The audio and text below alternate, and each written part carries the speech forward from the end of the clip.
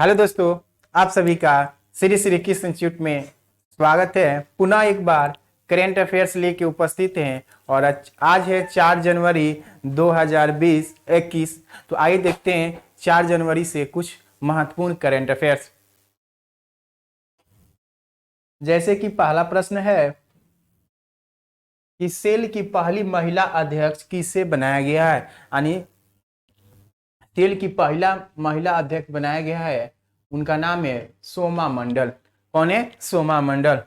यानी steel authority India limited जो है, जिसकी स्थापना हुई थी आपको 1954 ईस्वी में। कब स्थापना हुआ था? 1954 ईस्वी में इसकी स्थापना हुआ और इसके अध्यक्ष बनाई गई है पहली बार महिला, जिनका नाम है सोमा मंडल। क्या नाम है? सोमा मंडल। तो इसे याद रखेंगे।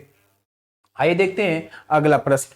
देखिए अगले प्रश्न में है कि किस राज्य सरकार ने माटी काला रोजगार योजना की शुरुआत किया। तो माटी कहने का मतलब मिट्टी काला, ये खासकर कुम्हार जो होते हैं, कुम्हार जो मिट्टी के बर्तन बनाते हैं, कुम्हार जो होते हैं वो क्या बनाते हैं? मिट्टी की बर्तन बनाते हैं। उन्हीं को सहायता पहुंचाने के लिए ये उत्तर प्रदेश सरकार के द्वारा इस योजना की शुरुआत किया गया है। तो याद रखेंगे, माटी काला रोजगार योजना किसके द्वारा शुरू किया गया है? तो आपको उत्तर प्रदेश सरकार के द्वारा शुरू किया गया है। यानी यहाँ के सीएम योगी आदित्यनाथ के द्वारा अभी हाल ही में इसका शुभारंभ किया गया है। उत्तर प्रदेश से याद रखेंगे, आपको मनरेगा के तहत सर्वाधिक रोजगार देने वाला एकमात्र राज्य कौन है? उत्तर प्रदेश है। और इसके अलावा गरीब कल्याण योजनाओं के तहत अधिक से अधिक लोगों तक लाभ पहुंचाने में भी ये पहले स्थान पर है। और याद रखेंगे आपको मध्य प्रदेश से, कि मध्य प्रदेश के आपके सीएम है आपको शिवराज सिंह चौहान। और यहीं पर हाल ही में एशिया का सबसे बड़ा सोलर पावर प्लांट आपको रीवा में स्थापित किया गया है। कहाँ स्थापित किया गया है? रीवा में सबसे बड़ा सोलर प्लांट स्थापित किया गया है मध्य प्रदेश के। तो आइए देखते हैं अगला प्रश्न। देखिए अगले प्रश्न है कि किस राज्य सरकार ने एक जिला एक शिल्प अभियान शुरू किया गया। यानी प्रत्येक राज्य में शिल्प अभियान की शुरुआत किया गया है आपको मध्य प्रदेश सरकार के द्वारा। किसके द्वारा शुरू किया गया है? मध्य प्रदेश के द्वारा ये शुरू किया गया। और याद रखेंगे प्रदेश के बांधवगढ़ जो राष्ट्रीय उद्यान है, यहाँ पर पहली बार एयर बैलून का प्रयोग किया गया था। उड़ने वाला बैलून जो पिछले हम क्लासों में हमने चर्चा किया था। तो ये बांधवगढ़ से याद रखेंगे। मध्य प्रदेश के 2 शहर है ग्वालियर। क्या है? ग्वालियर और ओरछा। क्या है? ग्वालियर और ओरछा को हाल ही में आपको यूनेस्को ने अपने विश्व धरोहर की सूची में शामिल किया गया है। यानी आपको ग्वालियर और ओरछा को याद रखेंगे। और बिहार से याद रखेंगे, बिहार के राजगीर में अभी हाल ही में आपको ग्लास ब्रिज का उद्घाटन किया गया था राजगीर में। यानी ग्लास ब्रिज बनाया जा रहा है, वो भारत का दूसरा ग्लास ब्रिज होगा। कहाँ बनाया जा रहा है? बिहार में बनाया जा रहा है। तो आइए देखते हैं अगला प्रश्न। अगले प्रश्न है कि डिजिटल भुगतान सूचकांक, डिजिटल भुगतान सूचकांक डिजिटल पेमेंट करने के लिए एक सूचकांक जारी करने का निर्णय लिया है कौन? तो reserve bank of India. Reserve bank of India जिसकी स्थापना 1934 एक्ट के तहत इसकी स्थापना हुई थी आपको 1 अप्रैल 1935 ईस्वी में। कब स्थापना हुआ? 1935 ईस्वी में। और इसका हेडक्वार्टर बनाया गया था उस समय कलकत्ता। 2 साल के बाद इसका हेडक्वार्टर बना दिया गया मुंबई। और इसका राष्ट्रीयकरण किया गया 1 जनवरी आपको 1949 ईस्वी में। यानी आरबीआई का राष्ट्रीयकरण कब किया गया? तो 1 जनवरी 1949 ईस्वी में किया गया। ये भारत का क्या है? एक केंद्रीय बैंक है, यानी बैंकों का बैंक के रूप में काम करता है। और इसका पहला गवर्नर थे, उनका नाम था ओसबर्न स्मिथ। क्या नाम था? ओसबर्न स्मिथ नाम था, यानी आरबीआई के पहले गवर्नर का। और भारतीय पूछे तो सीडी देशमुख प्रथम भारतीय आरबीआई के गवर्नर थे। और वर्तमान में आरबीआई के गवर्नर कौन है? आपको शक्तिकांत दास जो है आरबीआई के क्या है? गवर्नर है। और आरबीआई भारत में मुद्रा से संबंधित सारी कार्य करती है, तो इसको याद रखेंगे। और आरबीआई ने ग्राहकों के धोखाधड़ी से को जागरूक करने के लिए आरबीआई ने अपने ब्रांड एम्बेसडर किसको बनाया था? आपको अमिताभ बच्चन को बनाया था। किसको? अमिताभ बच्चन को। तो आइए देखते हैं अगला प्रश्न। किस राज्य सरकार ने अपने 21 वर्षीय रेशमा मरियम राय को सबसे युवा पंचायत अध्यक्ष बनी है। तो रस्मा मरियम जो है वो किस राज्य की है, तो केरल की है। कहाँ की है, केरल की है, जो यहाँ की सबसे युवा बनी है क्या, पंचायत अध्यक्ष। तो इसको याद रखेंगे। और पंचायती राज की व्यवस्था की चर्चा हमारे संविधान के अनुच्छेद 40 में किया गया है। किस में किया गया है, 40 में किया गया है। और 73वें संवैधानिक संशोधन का भी संबंध किससे, पंचायती राज व्यवस्था से। और अनुच्छेद 243 में जो 29 विषय है उसकी भी चर्चा किससे है, अनुच्छेद 243 में 29 विषयों की चर्चा किया गया। हमारी पंचायती राज व्यवस्था में 29 विषय हैं, उनकी भी चर्चा अनुच्छेद 243 में किया गया। और इसकी सबसे युवा अध्यक्ष बनी है केरल का। और केरल से याद रखेंगे इसकी राजधानी कहाँ है, त्रिवेंद्रपुरम है। और केरल से याद रखेंगे केरल में ही हाल ही में आपको अपनी शिक्षा को पूर्णतः डिजिटल करने वाला देश का ये पहला राज्य है। जबकि किसानों के लिए एमएसपी लागू करने वाला, मिनिमम सपोर्ट प्राइस, न्यूनतम समर्थन मूल्य लागू करने वाला देश का पहला राज्य कौन है, केरल ही है। और हाल ही में केरल में आपको हाथी पुनर्वास केंद्र की शुरुआत किया गया था।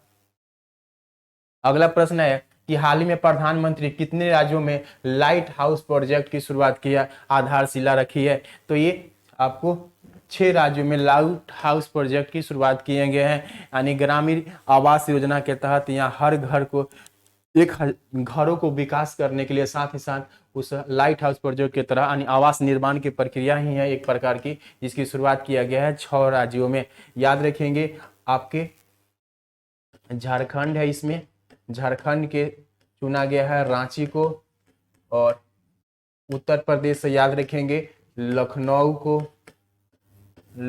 को चुना गया है। और तमिलनाडु से याद रखेंगे तमिलनाडु के रांची को, चेन्नई, तमिलनाडु की राजधानी जो है चेन्नई को चुना गया है। और गुजरात के राजकोट को इसमें चुना गया है। आपको मध्य प्रदेश को चुना गया है, मध्य प्रदेश को चुना गया है। उसके अलावा त्रिपुरा को चुना गया है। ये 6 राज्यों में लाइट हाउस प्रोजेक्ट के तहत निर्माण किया जाएगा। तो झारखंड, यूपी, तमिलनाडु, गुजरात, मध्य प्रदेश, त्रिपुरा की राजधानी अगरतला। राजकोट से याद रखेंगे राजकोट में ही हाल ही में भारत के प्रधानमंत्री के द्वारा वीडियो कॉन्फ्रेंस यानी वर्चुअल आपको एम्स का उद्घाटन किया गया है, इसको याद रखेंगे। आइए देखते हैं अगला प्रश्न। देखिए अगले प्रश्न है कि जनवरी 2021 में रेलवे बोर्ड के नया अध्यक्ष और सीईओ, यानी सीईओ कहने का मतलब दूसरे सीईओ बनाए गए हैं। अभी हाल ही में वो सुनीत शर्मा है।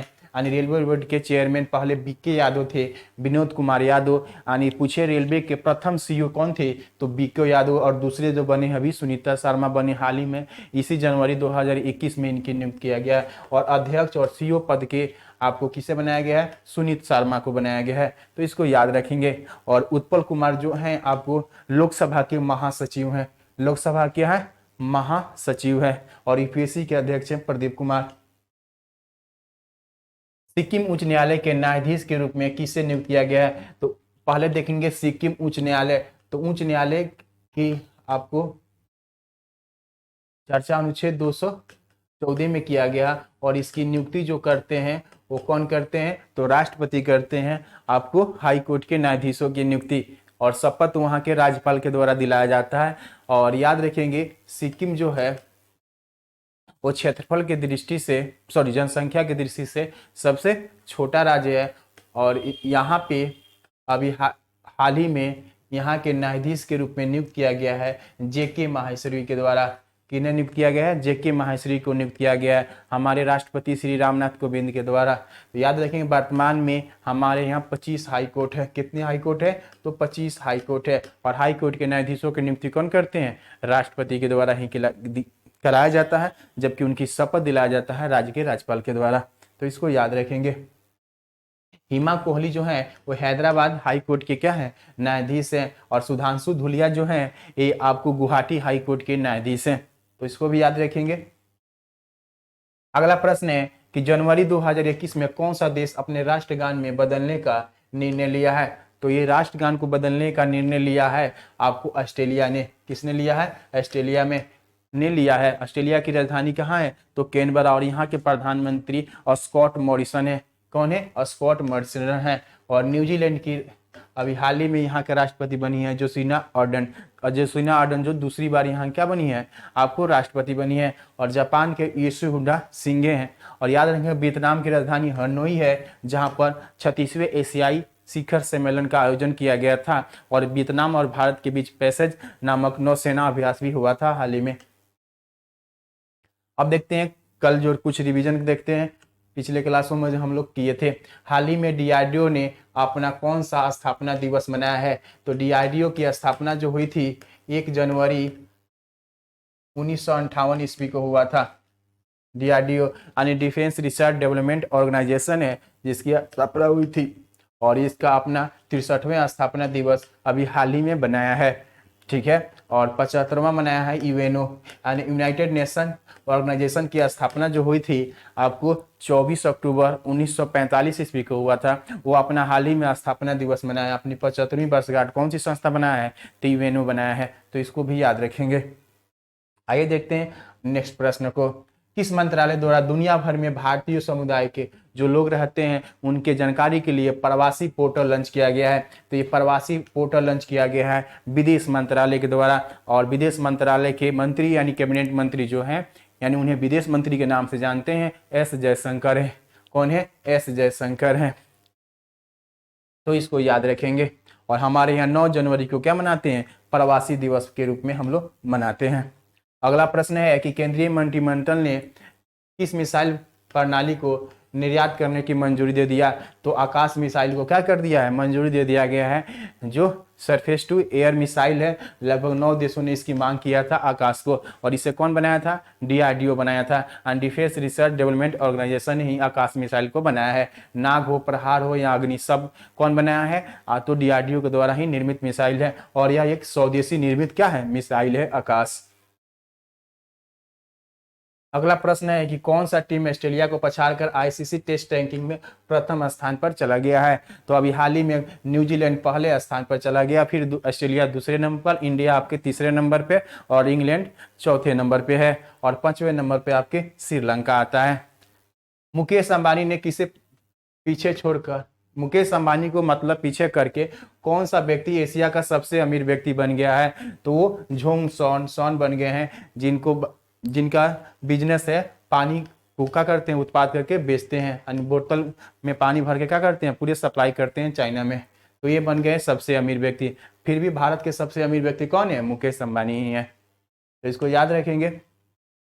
अगला है कि किस भारतीय क्रिकेटर ने को जॉनी मुलाल मेडल से सम्मानित किया गया, तो हाल ही में भारत और ऑस्ट्रेलिया के बीच जो चल रही है टेस्ट सीरीज, उस टेस्ट सीरीज के दूसरे टेस्ट में मैन ऑफ मैच के रूप भी मिला था किनको, आपको अजिंक्य रहाणे को। और इन्हीं को इस अवार्ड से सम्मानित किया गया। और उस टेस्ट के क्या थे, कप्तान थे अजिंक्य रहाणे।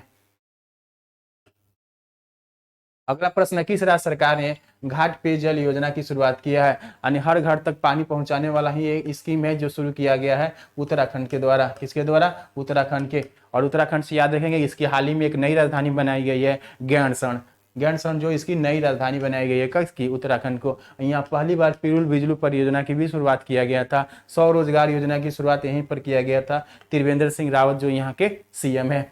भारतीय रेलवे के आधुनिकीकरण और सुधार के लिए इंजीनियरिंग अवार्ड से किसे सम्मानित किया गया है, तो बीके यादव से सम्मानित किया गया है, जो रेलवे के प्रथम क्या थे, सीईओ थे। और वर्तमान सीईओ कौन बन गए, सुनीत शर्मा को बनाया गया है। और पीयूष गोयल अभी वर्तमान में क्या रेल मंत्री है, व्यापार वाणिज्य मंत्री भी यही है। और एस जयशंकर जो है भारत के क्या है, विदेश मंत्री हैं। जनवरी 2021 में यूनाइटेड किंगडम जो था पहले यूरोपियन संघ में था, और यूरोपियन संघ से अलग हो जाने के बाद अपने अलग देशों के साथ मुक्त व्यापार लागू करने के लिए हाल ही में किस देश के साथ समझौता किया है, तो ये समझौता किया है वियतनाम के साथ। कहाँ, वियतनाम की राजधानी कहाँ है, हनोई है। और हाल ही में आपको 36वें एशियान का जो शिखर सम्मेलन हुआ था वो कहाँ हुआ था, तो वियतनाम में ही हुआ था। और इसको याद रखें, एग्जिट हो गया, यानी एग्जिट किससे हुआ, ब्रिजिट मतलब बाहर आना यूरोपियन संघ से। और यूरोपियन संघ की मुद्रा का नाम क्या है, यूरो है, जिस पर हमने चर्चा किया था। भारत का सबसे ऊंचा मौसम विज्ञान केंद्र कहाँ किया गया है, लेह में किया गया, यानी लद्दाख की राजधानी जो लेह है यहीं पर किया गया। और हाल ही में इसका उद्घाटन किए थे डॉक्टर हर्षवर्धन, जो भारत के स्वास्थ्य मंत्री जो डॉक्टर हर्षवर्धन है, उन्हीं के द्वारा इसके उद्घाटन किया गया था।